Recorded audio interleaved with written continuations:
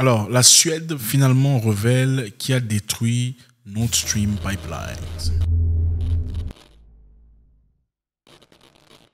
Ça faisait un moment, n'est-ce pas? Nord Stream Pipelines, les pipelines qui quittent la Russie jusqu'en Allemagne pour délivrer le gaz européen. 40% du gaz européen jusqu'avant la destruction de Nord Stream Pipeline provenait de la Russie. C'est-à-dire que l'Europe était vraiment dépendante de la Russie à cet égard. Donc il y a eu explosion le 26 septembre. Le 26 septembre, il y a eu explosion à 4 endroits du pipeline. 2 explosions situées au niveau du Danemark et 2 explosions situées dans la zone économique de la Suède. Nord Stream Pipeline explosé, ça a changé complètement la donne. C'était l'une des raisons pour lesquelles Vladimir Poutine de la Russie pouvait avoir son levier sur l'Europe. C'était une des façons de pouvoir négocier, de pouvoir faire marcher les choses à son égard. Donc finalement, la Suède révèle qui a explosé Nord Stream Pipeline. Il n'y a plus de mystère là-dessus. On va essayer de voir avant d'y arriver. Quelles sont les raisons? Pourquoi on exploserait Nord Stream Pipeline? Qu'est-ce qui s'est passé? D'abord, la première chose, c'est la Suède a fait une investigation directement après l'explosion. Elle a conduit une investigation précise autour de cette explosion pour savoir qui a vraiment qui a fait ça, qu'est-ce qui a été utilisé, quels ont été les moyens requis pour y arriver. Après cette investigation, curieusement, la Suède a refusé de partager les résultats, pas avec la Russie et encore pas avec l'Europe et encore moins avec Danemark. Donc, on explose Nord Stream Pipeline qui passe à travers la zone économique de la Suède. La Suède conduit une investigation urgent, dardard, réunit ses résultats et décide de ne pas partager les résultats avec qui que ce soit. Pourquoi la Suède le ferait? Il faudrait bien se poser la question. La Suède refuse de partager les résultats de l'enquête de qui a détruit Nord Stream Pipeline. Mais ils ont le résultat. Mais ce qu'ils pouvaient partager, c'est dire qu'il y a évidence inévitable que ça a été le résultat d'un sabotage prémédité. Résultat d'un sabotage prémédité.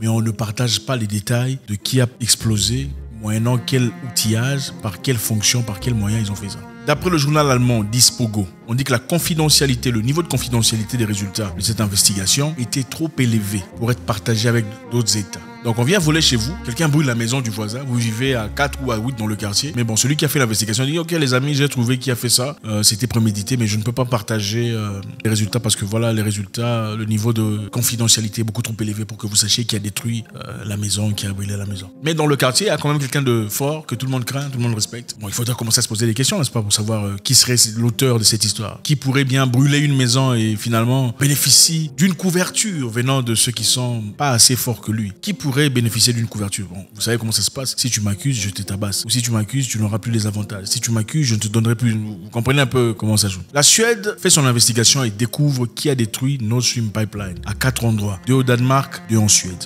Après avoir recueilli les résultats, il refuse de partager l'information avec la Russie, l'Europe et encore moins avec Danemark qui a aussi subi dans sa zone d'influence, la zone économique, les explosions de Nord Stream Pipeline. Les officiels suédois ont rejeté la proposition d'enquête conjointe car certaines informations contenues dans cette enquête sont soumises à une confidentialité directement liée à la sécurité nationale. C'est-à-dire les pays sont venus dire bon ok Suède, nous Allemagne, nous Danemark et nous les autres et même nous la Russie, nous voulons faire une enquête pour comprendre comment est-ce que ça s'est passé. La Suède dit niet. Okay? La Russie vient demander est-ce qu'on peut faire ça? Non, absolument pas. Les Européens viennent dire, ok, est-ce qu'on peut essayer de dire non, absolument pas, on ne peut pas le faire parce que les informations contenues dans notre enquête sont soumises à une confidentialité directement liée à la sécurité nationale. C'est-à-dire, si on partage les éléments de notre enquête, si on vous laisse venir faire votre enquête à vous, on sera obligé par la loi internationale de partager les éléments que nous avons recueillis dans notre enquête confidentielle avec vous. Donc, comme on ne veut pas partager ce que nous avons recueilli nous dans notre enquête avec vous, on ne va pas autoriser à ce que vous veniez faire votre enquête. Bon, qui est-ce qu'on essaie de protéger là? Il faut se poser la question. Finalement, ça c'est peut-être une spéculation, ça n'a peut-être rien à voir, mais au mois de janvier, curieusement, le président Joe Biden a fait un discours très intéressant sur Nord Stream Pipeline. Regardez. Let me answer the first question first.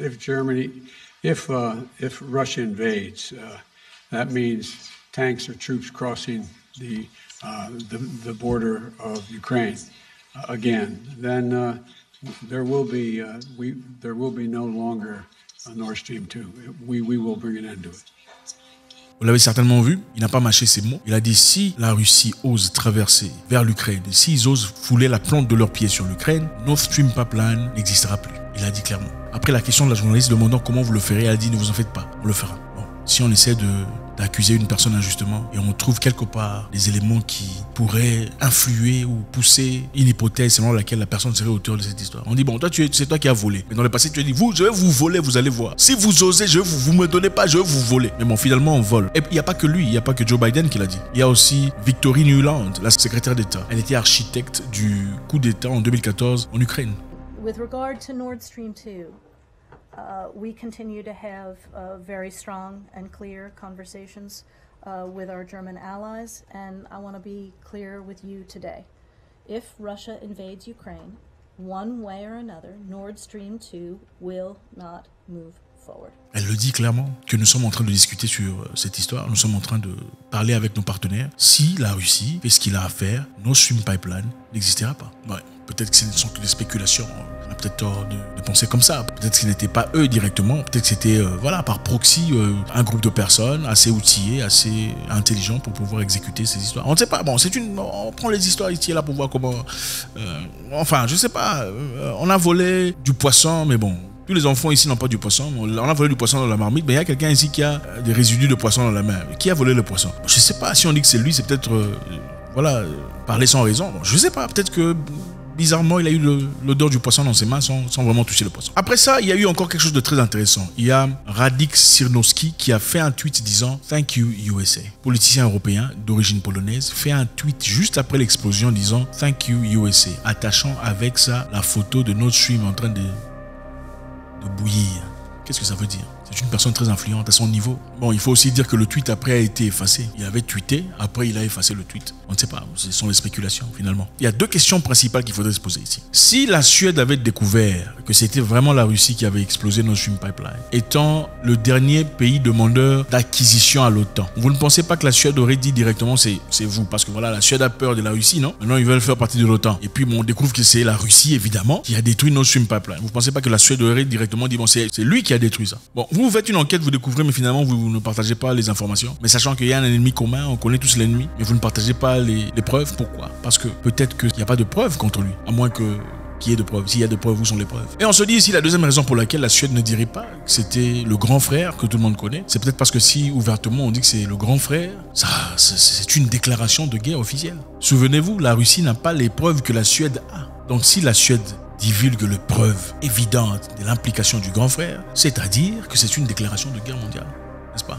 Bon, imaginez-vous, si vous êtes autour du grand frère et que quelqu'un vient toucher leur capacité énergétique, détruire, peu importe, quelque chose d'important à cet égard, ce ne serait pas une déclaration de guerre. Ça serait la troisième guerre mondiale déclarée immédiatement, n'est-ce pas? Quelque part, on dirait que la Suède nous aurait protégés d'une évidente troisième guerre mondiale en ne diffusant pas immédiatement qui a vraiment détruit Nord Stream Pipeline. À vous de voir. L'Europe, avant Nord Stream Pipeline, dépendait largement à la Russie pour leur gaz. 40% de gaz venait de la Russie. Et c'est là, justement, donner à la Russie un pouvoir énorme sur l'influence européenne. Et malheureusement, beaucoup de personnes ne voulaient pas ça, inclus le grand frère et d'autres autres pays. On ne voulait pas de ça. Parce que voilà, ça influence. L'Allemagne, par exemple, était incapable de prendre des décisions radicales contre la Russie parce qu'on avait peur que la Russie coupe le gaz. Maintenant, puisqu'il n'y a plus de tuyaux, plus de pipeline, il n'y a plus d'influence russe sur l'Europe, en tout cas pas comme dans le passé. Aujourd'hui, c'est un combat différent, un combat proxy où on engage des gens ici et là, des mercenaires, des gens qui viennent d'autres pays, pas de manière officielle, hein, des gens venant d'un autre pays qui sont sur place en train de se battre. Encore une fois, la Suède n'aurait-elle protégé d'une éventuelle troisième guerre mondiale inévitable? À vous de nous dire. Merci.